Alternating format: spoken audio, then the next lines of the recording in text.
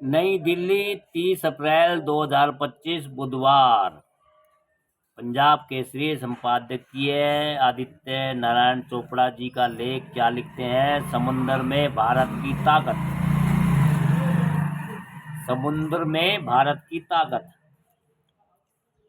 जहां शस्त्र बल नहीं वहां शास्त्र पछताते और रोते हैं।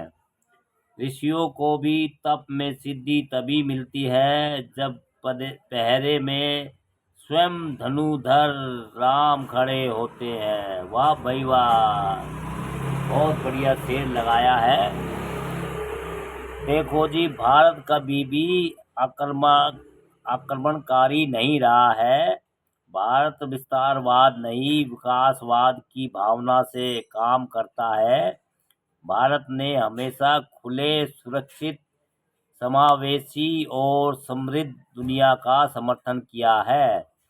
हर देश को अपनी सुरक्षा का अधिकार है और भारत की जल, थल, नभ, गहरे समुद्र और असीम अंतरिक्ष में अपने हितों की सुरक्षा कर रहा है। भारत में भी ऋषि मुनियों के यज्ञ तभी सफल होते थे जब राम धनुष लेकर राक्षसों का नाश करते थे। भारत को शास्त्र के साथ साथ आधुनिक शस्त्रों की भी जरूरत है। भारतीय सेना अपने अदम्य साहस और शक्ति के लिए प्रसिद्ध है। भारतीय सेना की रक्षा करने के साथ साथ मानवता की रक्षा बढ़ चढ़कर उसकी शहादत पर आंसू केवल उसका परिवार ही नहीं बहाता, बल्कि उसके परिवार के रूप में पूरा देश आंसू बहाता है।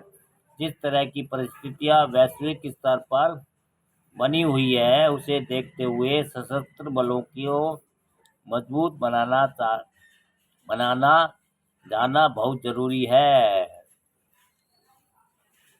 वर्तमान में युद्ध जमीन पर कम, आकाश और जल में ज्यादा लड़े जा रहे हैं। ऐसी स्थिति में भारतीय सेनाओं को किसी भी चुनौती का सामना करने के लिए तैयार किया जा रहा है। भारत और फ्रांस ने 63,000 करोड़ की राफेल डील पर हस्ताक्षर किए। इस डील के तहत भारतीय सेना को 26 राफेल मरीन लड़ाकू विमान मिलेंगे। भारत के पास पहले से 36 राफेल विमान हैं। 2016 में ही इन विमानों की खरीद के लिए फ्रांस की कंपनी के साथ डील हुई थी।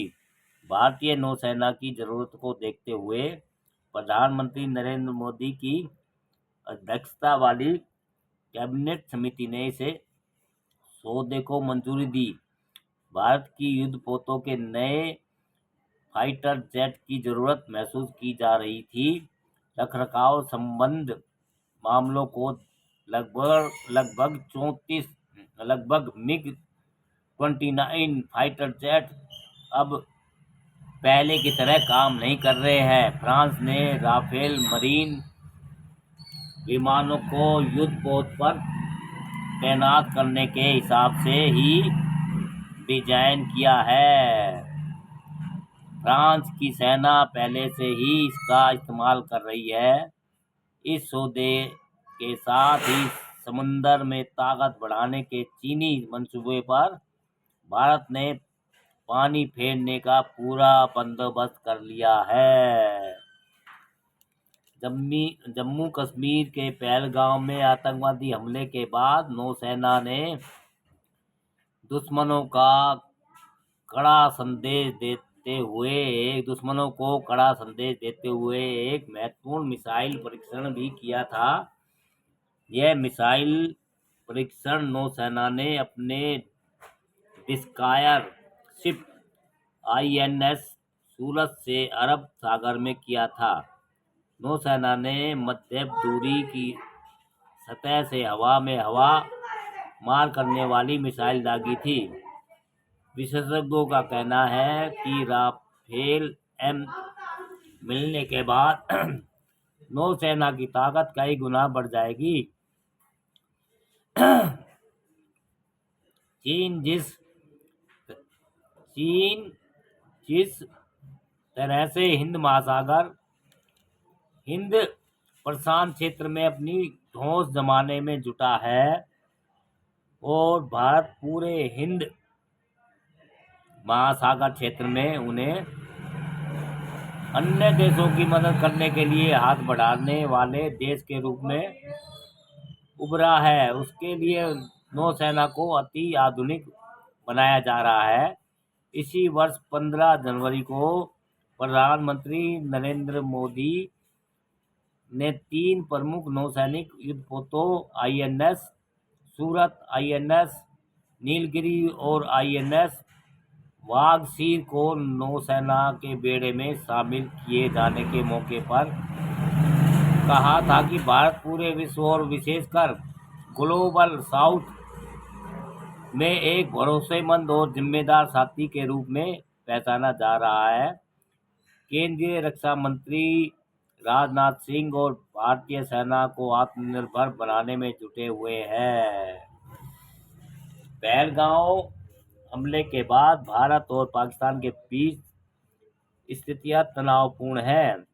जंग और युद्धाभ्यास के लिए राफेल बहुत खास माना जाता है। नया राफेल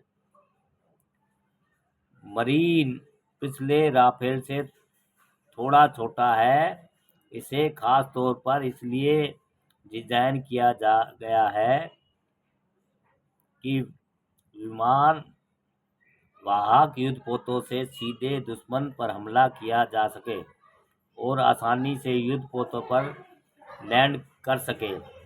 यही वजह है कि राफेल मरीन में लैंडिंग गियर के साथ एयरफ्रेम को पहले से ज़्यादा पावरफुल बनाया गया है। इसके फोल्डिंग विंग को पावरफुल बनाया गया है। राफेल M पाकिस्तान और चीन के फाइटर जेट से बेहतर है। इसे पड़ोसी देश पाकिस्तान के F-16, F-16 और चीन के J-20 फाइटर जेट से कहीं ज़्यादा पावरफुल बताया गया है। भारत का राफेल मरीन 1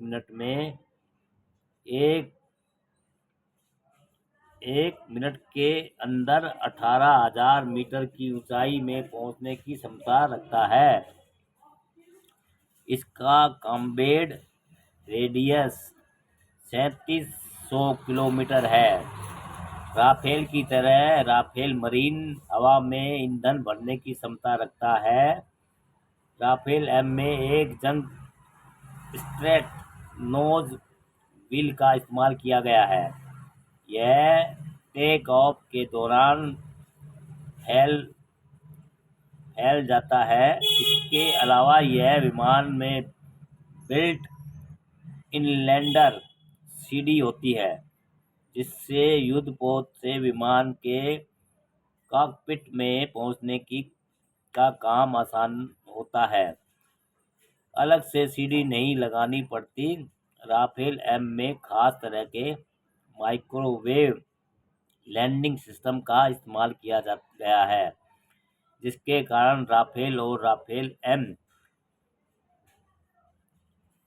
विमान वजन में भी अलग है।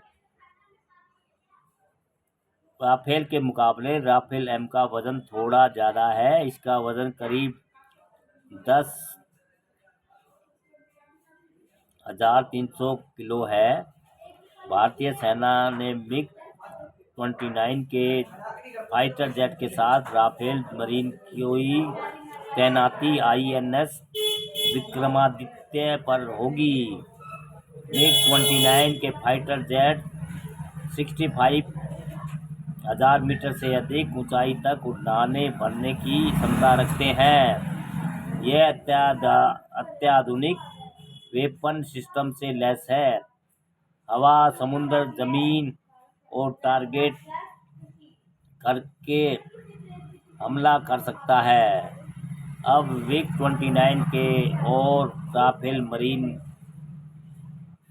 मिलकर भारतीय सेना की ताकत को बढ़ाएंगे और दुश्मनों के इरादे को नाकाम करेंगे।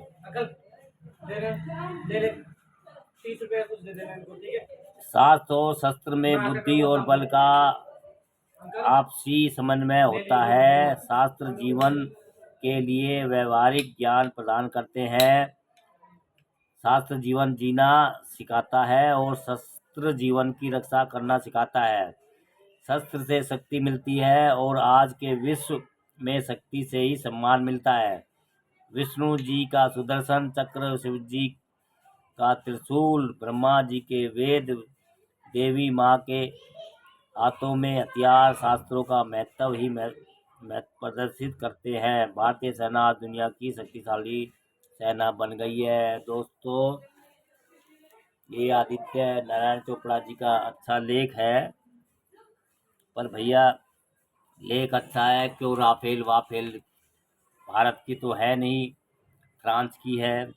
भारत क्या बना रहा है, सबसे बड़ी बात ये है, आप सुरक्षित हो, दूसरे के साजो सामान लेके, ऐसा सोच है या प्रचार है।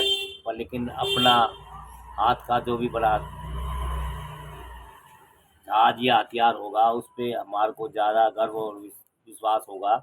हमारा इतना कहना है। अपनी अपनी राय दीजिए दोस्तों, कैसे क्या भारत सही रास्ते पर है या भाई दूसरे देशों से हथियार गोला बारूद खरीदता रहेगा, खुद भी कभी बनाएगा। हमारे देश में 140-45 करोड़ 150 करोड़ की जनसंख्या है, उसको रोजगार भी कुछ मिलेगा या ऐसे ही हम दूसरों से खरीदते रहेंगे? क्योंकि फ्रांस कोई ज़्यादा बड़ा देश नहीं है, उसमें 2-4-5 करोड़ से ज़्यादा जनसंख्या नहीं है। हमारे यहाँ कम से कम 140 करोड़ से ज़्यादा ही है, मतलब 150 करोड़ के आसपास जनसंख्या है, जो विश्व का सबसे बड़ा देश हो गया जनसंख्या के मामले। हमने चीन को भी पीछे छोड़ दिया है, लेकिन हमारे यहाँ बनता क्या है? सबसे बड़ी बात ये है दोस्तों, अपनी अपनी राय दीजिए। जो लेख था आदित्य नारायण चोपड़ा जी का, मैंने वो पढ़ के कोशिश की है लोग समझें क्या सच है। नमस्कार दोस्तों।